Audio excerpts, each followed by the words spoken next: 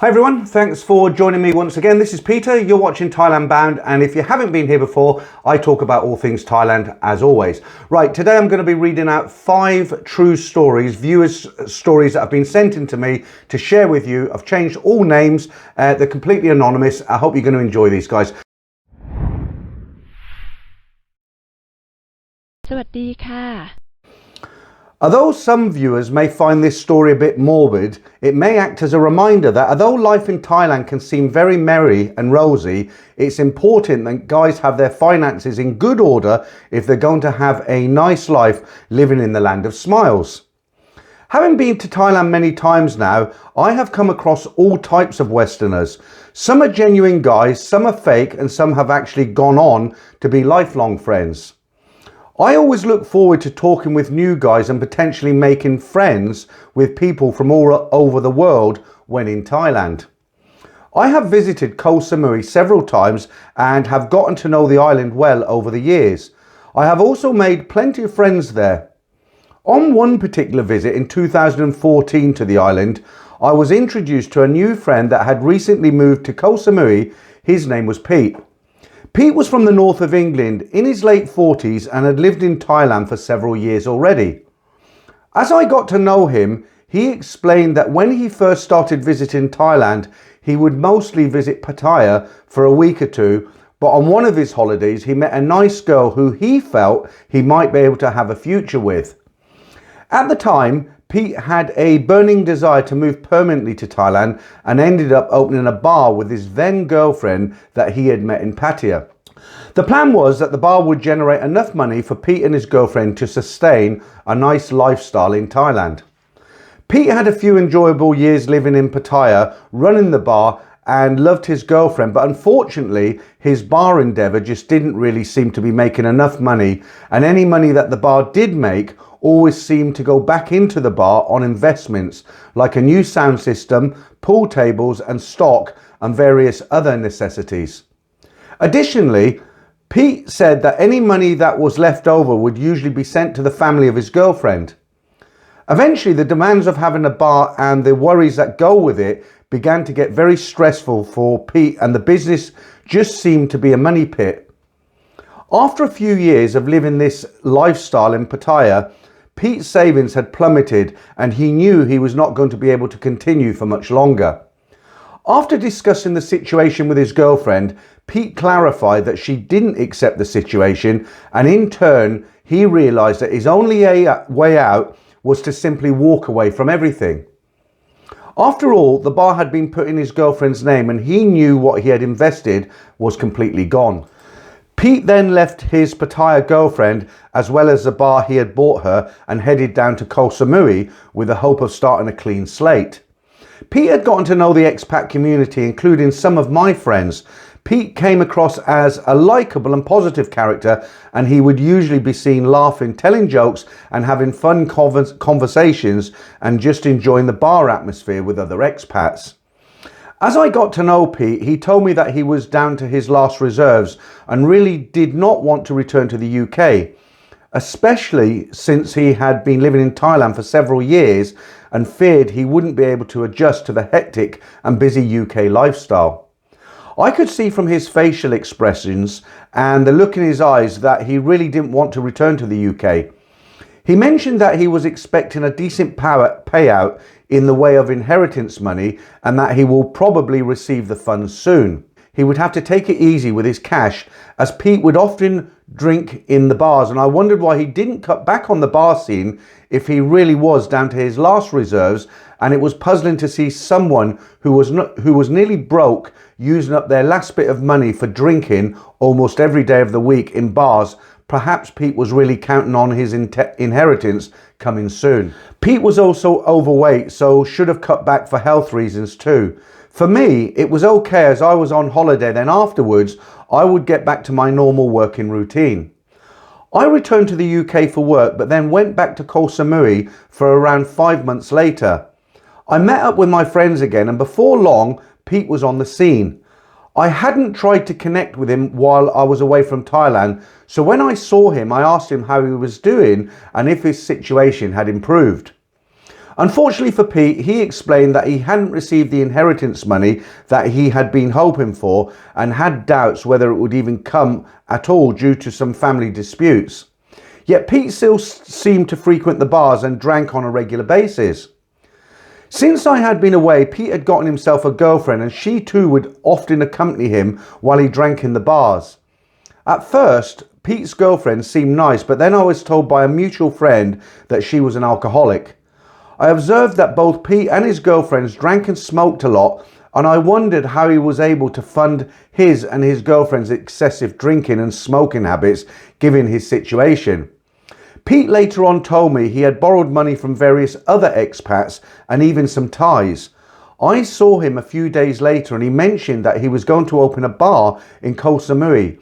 He seemed to be confident this time around would be successful running a bar, unlike his previous attempts in Pattaya, since the rent for the Koh Samui bar was cheap. He knew friends who would drink in his bar and could help him to get the girls to work in the bar also. Pete also boasted that his girlfriend had bar experience, so that factor would also put him in good stead. As far as Pete was concerned, opening his new bar was going to be a golden opportunity to pay everybody back and get his life on track. Several days later, he did go on to open a bar in Koh Samui, and on the opening night things seemed promising. He had balloons, food, a DJ, plenty of girls and a good amount of customers. Sadly, the following days were gloomy and it looked like hardly any customers visited his bar after the initial opening. I visited Pete's bar regularly, mostly just to try and support him. However, the girls looked fed up due to the lack of customers, and Pete would often be drunk and didn't seem to treat the girls very well, often shouting at them. I can recall visiting Pete's bar one evening and he was barking orders at the girls, ordering them to dance on the poles and that they needed to encourage customers to come into the bar. Pete seemed frustrated. He was also drunk again too. As his girlfriend wasn't in the bar, I asked Pete where she was. He looked a little sad and said that a guy came in and bar-fined her. I said, "What? But she's your girlfriend." Pete explained that he barely had a penny to his name and that this particular customer was willing to pay really good money for his girlfriend to spend the evening with him. "We're both desperate for cash," he told me. I told her, just do it and think of the money. To me, it was evident that the bar wasn't going to help him get his life back on track. Despite trying to visit his bar when I could to support him during my holiday, it was clear he probably wasn't going to be successful. After that visit, I returned home to the UK and worked hard to save up for another visit to Thailand, which was around 6 months later. When I returned to Koh Samui, Pete was still lingering around the bars, but I noticed that he wouldn't buy any drinks himself. Instead, he hoped friends or someone he would meet would buy him a beer or two, and this usually did happen. By this time, Pete looked awful. He had dirty clothes on and smelt quite bad. I bought Pete a few beers and asked what happened with everything. He told me that the bar just didn't make any money and it got to the point where all the girls had left and the best thing that he could do was walk away. Despite him having no promising options of earning money, he still didn't want to return to the UK, even though his situation was dire. Pete mentioned to me that his visa had expired and he was overstaying because he didn't even have enough money to renew his visa. He just generally looked quite down, unlike the larger-than-life type character that I had initially met. A friend also told me that Pete owed a lot of money to people, not only expats, but Thais too, and that he would find himself in a lot of trouble and maybe even a life-threatening situation if he didn't start paying people back soon. Surprisingly, Pete was still with his girlfriend, and she too would occasionally scrounge for a drink from someone, since it was clear she still had a drinking problem and no money. It was a sad and desperate situation to see, and some friends told me that Pete's girlfriend would sometimes go off on short time with various guys and friends of his. Pete even knew about this. Throughout that particular visit to Thailand, I did buy Pete quite a few beers as I could afford it. His situation was dreadful. I advised him that he should return to the UK, work hard, then save up to come back to Thailand in the future and have a new outlook on life. I told Pete that if he returned to the UK, at least he could apply for unemployment benefit and he wouldn't have to worry about where his next meal was coming from. But it seemed Pete was terrified of returning home to the UK and just wanted to stay in Thailand. He was 50 by this point and didn't have a single penny to his name. He had become accustomed to the beautiful Thai way of life, and the thought of returning to the UK seemed to be daunting for him, perhaps even frightening. After that trip, I wasn't able to return to Thailand for a while, but when I did not see Pete around.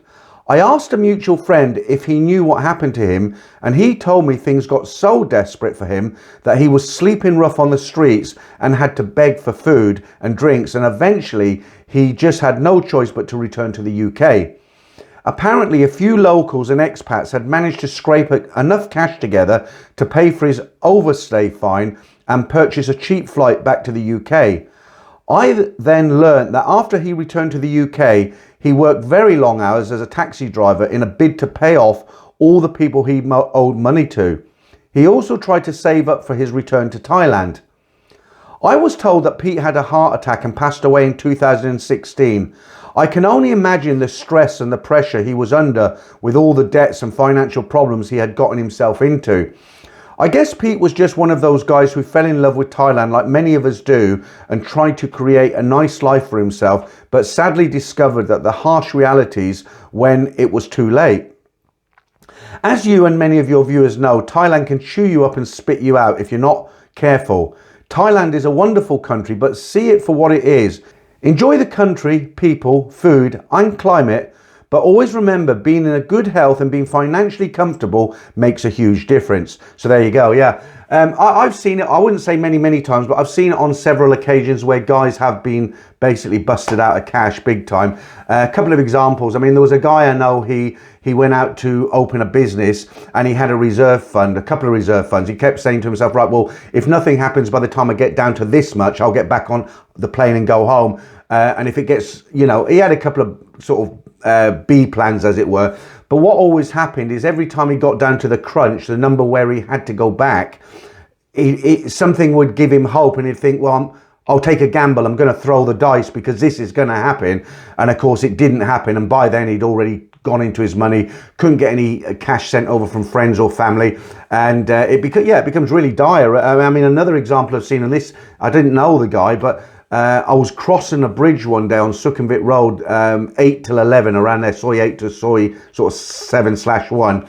And there was a white guy in the middle of this bridge with a bowl, a plastic bowl, a few coins in it. And it had a sign, he had a sign on it, on him, written on cardboard, and it basically said, need money for airfare. You know, it was quite embarrassing to see. I don't know why, because I didn't know the guy personally, but to see this guy, he could have been an English guy, Australian, American, whatever, to see him sitting on the bridge and ties were chucking in the odd bar, I found it a little bit embarrassing. So yeah, I mean, if you go out there, you really got to have a plan B and a plan C and maybe even a plan D. Okay, right, let's get into story number 2.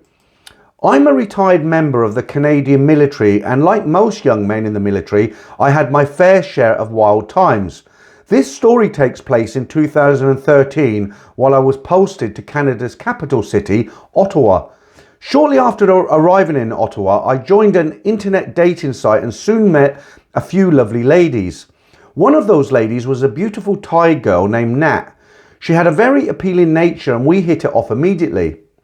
The first night we met up, she made a lasting impression and seemed very respectful towards me, which was not something I was used to, as a lot of women I've met through internet dating sites just seem like sports daters. This term is used to describe a woman who may not be dating for the right intentions. After a couple of dates with Nat, she spent the night at my place and she blew my mind. I'm no spring chicken, and let me just say she was skilled to say the least. Nat told me about her situation and how she ended up in Canada. She had met a Canadian guy who was on vacation in Thailand. She was working in a bar in Pattaya when they met, and the guy fell in love with her, married her and moved her to Canada. They had 2 children together, but things didn't work out and they separated. She had a very expensive lifestyle in Canada. This was evident by the neighbourhood she lived in and the vehicle she drove, a Porsche. In contrast, I drove an old Honda. Back to her and I. After a couple of overnight visits, her appealing nature began to wear away. She was more interested in going to nightclubs on the weekend and partying into the early morning hours. This didn't fit into my lifestyle, but as I said, she was very skilled, and so I let her do her thing with her friends, and we had our fun together later. After a couple of weeks, it became obvious that she was unable to afford her lifestyle. She started showing up at my house randomly for day sessions. I thought this was great, but afterwards she would go through my pantry looking for groceries to take home to her house. This gave me mixed feelings. She was a lot of fun, but this was turning into an exchange of sorts, and I was not in the habit of paying for my aerobic sessions, however pretty a girl was. I never said anything to her about the parting gifts she would leave with, but I would chuckle about it after she left. One afternoon, she messaged me saying she wanted to come over for an aerobic session. I told her to come over when I get home after work. We had a great time, but she had to leave early to pick up her kids. I was walking her out and we approached the front door. She turned to me and said, "You just got an aerobic session for free." I didn't miss a beat. I said, "So did you. See you later." She had an annoyed look on her face as I closed the door. I stopped taking her calls after this as her nature became blatantly obvious.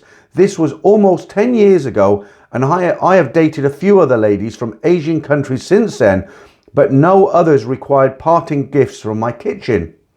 As I said in the beginning, I'm now retired, so I'll be making my first trip to Thailand in January 2023. I'll also spend time in the Philippines and Indonesia. Okay, so that's quite interesting, is it? It's something I've mentioned before. If you've not been to Thailand and you meet a Thai girl in your own country, they're completely different.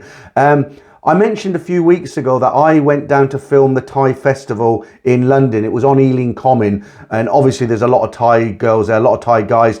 And when I walk around Bangkok or wherever in Thailand, I smile, people smile back at me. It doesn't necessarily have to be girls. It can be anybody, shop workers, people in malls, just people walking around. You give them a smile, they smile back. But when I was at the Ealing Festival, these are Thais who are either married to English guys, I guess, or they're working as chefs, have been imported from Thailand to run work in a Thai restaurant, something like that. Completely different, I mean, at that festival, I smiled at a few people. Most of them didn't smile back. They basically turned their head away when I smiled at them. So there is that kind of different attitude. When they come over to a Western country, they do tend to get westernized, and their attitude does change, not in the nicest of ways, in my opinion. So if you've met a Thai girl on a dating site and you've had experience with maybe a Thai relationship in your own country, it will be completely different when you eventually get to Thailand. All right. Okay, let's jump straight into story number 3 now. I heard you talking about how ruthless Thai bar girls can be, so I thought I would share my story with you. It all started in Phuket in early March of this year. I entered the kingdom on the Thailand Pass. Phuket was a shell of its former glory, but a good time could still be had. I was staying in a hotel near Bangla Road, so there was plenty of activity and there was lots of opportunities for all sorts of things. About 6 doors from my hotel, there was a massage shop boasting that they were a genuine Thai massage shop with no extras offered. I'm here to tell you that that was a lie. I was somewhat attracted to an older lady, extremely well proportioned. I thought to myself, what could possibly go wrong as I entered the shop? Then came that question, oh well, what have I got to lose? I thought to myself. I had one of the best massages I've ever had. I left the shop feeling extremely happy. A woman like her is hard to find, I remember thinking as I walked back to my hotel. A shower, a rest, and then out to eat. On the way home, there she was standing at the front of the massage shop. She said to me, "I have no customer, no people. I come with you?" I thought, why not? So off to my hotel we went, and we had a great aerobics until the early hours. I treated her to breakfast in the morning before she left. Over the next few days, I would bump into her, but only got together with her once more. I was leaving for Chiang Rai the following day, and I only caught up with her nearly a month later when I was returning to Melbourne. I'm home in Melbourne, and I received an unexpected line-up message. It was from the lady in the massage shop telling me that she missed me and that she was desperately in love with me. The message went on to explain how she was going to do unimaginable things to me when she sees me again next. Now, let me get this into perspective. I'm no oil painting due to my age, so it doesn't take a genius to work out she has alternative motives. After discussing the situation with my best friend, we worked out that it would be probably take about 2 weeks before her sick buffalo would be in need of some veterinary attention. She had a habit of sending me short video clips of her performing acts that you would normally only see on a site you paid money to. She used a very basic item fashioned from wood. I thought, being a good Samaritan, the very least I could do was to buy her a real one from the Alibaba website. 2 weeks later it arrived and she knew what it was for. She took to it like an axeman chopping wood. I remember telling her when it arrived to be careful as it was strong like a lawnmower, with a smile on my face. Around the same time I was getting a hip replacement and couldn't really do much but sit around the house. So having her daily video shows and chats was actually quite enjoyable and relieved the boredom of staying home all day. In the meantime, I patiently waited for her buffalo to get sick. 2 days before the end of the month it happened. Alas, it wasn't her family buffalo, it was her father. I was very sympathetic and listened intently while she told me her story and how she needed money desperately to pay his medical bills. I asked the obvious question, what hospital is he in? The reply came back, Bumrungrad International Hospital. I burst out laughing. Bumrungrad is the most expensive hospital in Thailand, I told her. No way. My reaction stopped her from talking about this subject again. Life went back to being wonderful once more. Weeks went by and no mention of her father, but now she decided it was time for me to buy her a massage shop. She was met with the same response as before, me laughing loudly. I reminded her that I didn't need a girlfriend, I just liked her as a friend, and again life went back to normal, but not for long. Next came, can you buy me a coffee shop, a car, a scooter, and the list went on. Send me money, pay my rent. Again, I reminded her that she was not my girlfriend. I found it all very entertaining. She was like a typical Thai bar girl. I would be continually telling her, no way, I'm not buying you anything and I'm not sending you any money. I was always happy to pay her well for her services when I went back to Phuket and to give her a little extra to make her life easier. However, cars, businesses, scooters and money I would consider to be unreasonable, and I had not really known her for that long. Knowing what I know now, and after having visited Thailand many times, even if I had known her for many years, I would not be investing in her lifestyle. One day while speaking with her for no reason that I could see, she went into an incredibly vicious verbal attack and told me that I must look after her financially or I'm no good to her. I said no, why the heck should I? And of course this got her even angrier.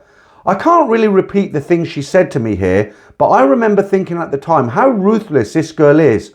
So much for the land of smiles. I have heard about the anger that some Thai bar girls can display, but I've never seen it firsthand until then.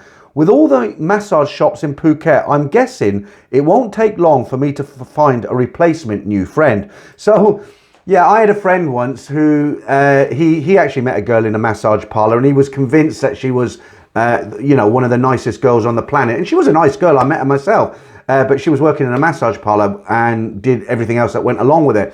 And he tried to convince me that she was a really straight girl and she didn't do anything like that. And I made it very, very simple for him. I said, look, do you give her some money? And he said, yeah, I'll give her this and I give her a little bit here and there. I said, just stop, just tell her you're going through a rough time with your job. In the future, you'll give us some more, but for now, she can't have anything. And of course, she kept asking and asking. When the penny dropped that she finally wasn't going to get any cash from him, she just blocked him online. That was it. Needless to say that he found out the truth. Okay, we'll go into story number 4 now. And this is about a guy's first time experience in a soapy massage. I flew into Bangkok on my first visit to Thailand recently. I thoroughly enjoyed Bangkok for a few days. Taking in the sights, visiting the Grand Palace and other attractions by day, and then enjoying the company of a freelancer later in the evenings. I spent 9 days in Pattaya, enjoying all that is on offer, including wonderful cheap massages, walking and jogging along the beach, playing pool with the girls in the bars, and a few hot laps at the go-kart track. I developed some friendships with a few of the girls and we keep in touch. Then back to Bangkok for a couple of days before heading to Phuket. I figured it was about time to enjoy a soapy massage. For any newbies, a soapy massage is an old tradition mostly enjoyed by Asian men, but also open to Farangs like myself. I did my research and learned about large places with fish bowls featuring numerous girls behind glass where you pick their numbers and she will massage you. These places also have different levels of girls where more attractive girls command a higher fee. And in one place you can ascend to upper floors in a large complex and pay very high fees for a model, which is a very attractive, tall, fair-skinned girl. This all seems a bit much for me, though, as a massage is a massage, right? But who knows? I may be tempted to check it out one day. I instead find a few smaller places offering soapies with less fanfare. I settle on one place and decide to check it out. I enjoy walking in Bangkok because the streets are so alive. The only thing is that one must be very careful crossing the streets, as it can be quite dangerous. The cars may be stopped, but the motorbikes are whizzing through the gaps. I arrive at the small soapy shop and an absolutely lovely lady greets me and invites me in. There are a few nice looking ladies sitting in chairs on the street at the entrance. I am to find out that the girl who greets me is one of the more experienced massage girls and is acting as a kind of manager for the rest of the girls on this particular evening. She is very warm, extremely attractive and welcoming. I immediately feel a great rapport with her. She invites me in to sit on the sofa and discusses the offerings. I am presented with a menu just as you would have in a restaurant. It's a booklet with laminated sheets clearly stating in plain language what is being offered. There is pricing for a 30, 60, 90 and 120-minute massage. I am taking this all in and becoming very fond of the girl presenting the options to me. I ask her if I can go with her for a massage. She looks so amazing and I love her energy. I don't need to see the other girls. She apologizes and says that normally that would be fine, but tonight she is acting as a manager, so I will have to select one of the other girls. At this time, an Asian man walks in, a taller, attractive man, probably in his 30s. He also sits down on the sofa with a lady between us. She talks to him a bit and then gives a signal, and like magic, 6 or 7 attractive girls appear and line up in front of us. They are all attractive, but none of them capture my fancy quite like this lady. The Asian guy looks at the woman and doesn't see anything he likes, so politely says, "I'll be back later," even though everyone knows he won't return. He stands up and heads for the door. The girls are still standing there and I'm feeling quite embarrassed because I am hesitant to choose one since I don't see my dream girl. My dream girl is sitting next to me. I ponder for a moment and I decide to take the most honest approach. I tell her I don't see anyone I like and I will be moving on. I add that if she is the one I really want to massage me, but I understand if she is not available tonight. She thinks for a moment and then says, "I will massage you." I am thrilled as I already have a thing for this girl. She is super hot, she's friendly, our rapport is fun and easy, and I know we will have a great time. I refer back to the menu and I decide on the maximum time offered, 2 hours. I will call her Lam. She points out that I can pay an extra 500 baht for the VIP room. "What's that?" I ask. She replies it's a larger room, nicely decorated with big screen TV, larger tub and generally nicely appointed. I ponder the extra fee and Lam points out that since it's a 2-hour session, the larger room will be especially nice. I agree. I booked the room and I've now signed up for the flagship service with a girl I am 100% certain will deliver the goods. I pay the fee and also grab a beer for an extra 100 baht. We head into the back and up the stairs into the VIP room. It's quite spacious and nice as predicted. Lam turns on the tub water, fires up the big screen and heads back downstairs while I undress. She has gone for quite a while, presumably instructing one of the other girls on how to act as a boss for a while. It's hard to tell, but I guess Lam is in her mid-30s, while most of the other girls are in their late 20s. Lam finally comes back after I've been waiting in my birthday suit, genuinely disinterested in the TV and eager for Lam's company. The tub is nearly full and she suggests a shower which is located right next to the tub. Presumably, they want to keep the tub as clean as possible, so a pre-shower is taken. We shower and Lam adds the bubble bath to the tub and we jump in together. What happens next is pure bliss. Lam turns on the jets in the tub and the bubbles start to rise. She starts giving me one of the best soapy massages I've ever had, while all the time we are chatting, joking and laughing and genuinely having a wonderful time. This goes on for a while and I realise my instincts about Lam are spot on. The rapport I feel with her is real and our time together is wonderful so far. At some point it's time to get out of the tub, dry off. We get on the dry bed and she asks if I want gel or oil for the body-to-body massage. I really don't know what is best, so I say gel in a questioning voice that seeks her approval. She says yes, gel is best. Next is a massage with gel. Lam is very good at massage. This goes on for quite some time and is as blissful as the tub antics. Then Lam gets a towel, wipes off the gel and asks me to turn over to massage my other side. It was a perfect session with a beautiful, warm, experienced, stunning Thai woman. When we are done, there is still a little time left and we enjoy talking to each other. I find myself looking into Lam's eyes and smiling continually. What a lovely experience. My first soapy is a smashing success. I exchanged line ID with Lam and I will certainly track her down again, and the next time I'm in Bangkok. I think that's something that a lot of guys kind of miss when they leave Thailand, you know, a real genuine massage. Right, into our final story. This is a short one. It's one of the oldest ones I've read out. It goes way back to 1969 and it was sent in to me by a retired military man. I thought I'd share an event that I experienced in January 1969 during my two-year tour of duty while serving in the US Army in Thailand.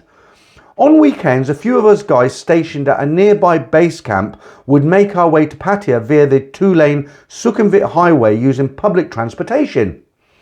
We would flag down a bus heading towards Chonburi or Bangkok, 5 baht per person, and 20 minutes later we would bail off at the South Pattaya Road. From there we would make our way down to Beach One Road. The Nipper Lodge was the only hotel we knew of that was close to all the action. This accommodation was definitely not within our budget. After a bit of checking around, we learned of some small bungalows that rented out for 100 baht, $5 per month. My army bro jumped at this opportunity, but me, living to my cheap Charlie reputation, held back. The bungalow he rented was located right behind the Friends Bar, one of just a handful of bars in the area that we went to in town and close to the west end of South Pattaya Road. I soon met with a stunner that was renting a bungalow just above the one where my buddy was staying. We had a brief fling going. Meanwhile, my buddy had hooked up with a real stunner at his bungalow. We had a few double dates with these two stunners. We would meet up with them at the Army PX canteen snack bar. After dining, we would take in a movie and then proceed to our designated bungalows. On these occasions, this would be the only time I spent any money on my stunner. A couple of burgers, fries, and movies seemed to suffice and satisfy a cheap Charlie's game plan. After a couple of get-togethers, I sensed she was becoming bored with me. The following weekend we returned to Pattaya. We arrived at the bungalows at around 9 p.m. My buddy had already met up with his girl, but mine was nowhere to be seen. I was getting a bit tired, so I used the key my girlfriend had given me and entered her bungalow and fell asleep. It must have been after midnight when I was awakened with someone banging on the door and cussing up a storm. These bungalow doors would lock with a padlock on the outside. She had arrived with her new boyfriend. I later learned that this guy was a member of a US Army Special Forces team assigned to that area. I'm sure had I pursued a contest, it would have ended before it even started. All he would have needed would have been his thumb and forefinger on my wrist, and in the blink of an eye, I would have been in a prone position observing the twinkling stars above. I looked at my ex-stunner and asked, "Does this mean we're no longer engaged?" All this commotion woke my buddy and his future bride-to-be. They came outside and noticed that I was now homeless. His gracious girl invited me to spend the rest of the night on the floor of their bungalow. Being after midnight and after curfew and having no other options, I gratefully accepted. My army bro looked at me and mumbled, "Gee, thanks buddy." In later years, my army bro was in a fitness centre back home and stuck up a conversation with a club member. They got to comparing notes and it turned out that he was in Pattaya at the same time that we were. He stated that he was a member of an 8-man Special Forces team assigned to that area. When asked if he had any recollection of that night back in January 1969, he said he didn't. It could have been him or one of his team members. Anyhow, Peter, thanks again for all your outstanding work, and that offer still holds if I run into you over there, food and drink on me. Well, thanks on that. It would be nice to meet up and have a beer. You don't necessarily have to buy me dinner. That's fine. I do like these stories, as I've mentioned before, from the from way back then, 1968, I think he said it was, and at the time. I'm guessing he's sort of 70 now, something like that. I guess at the time when all this took place, he didn't realise at the time what a great memory it would hold for the rest of his life. Okay, guys, once again, that's it. I will now be in Thailand. I will have been here for a few weeks already. These are stories that I've prepared while I was in the UK, so I didn't have to sit in a hotel room. But unfortunately, this is a fourth of four that I've got. So next week, I'm going to have to come up with another game plan. But until then, guys, I will definitely have something for you next Saturday. Thanks for watching again, and I'll catch up with you soon.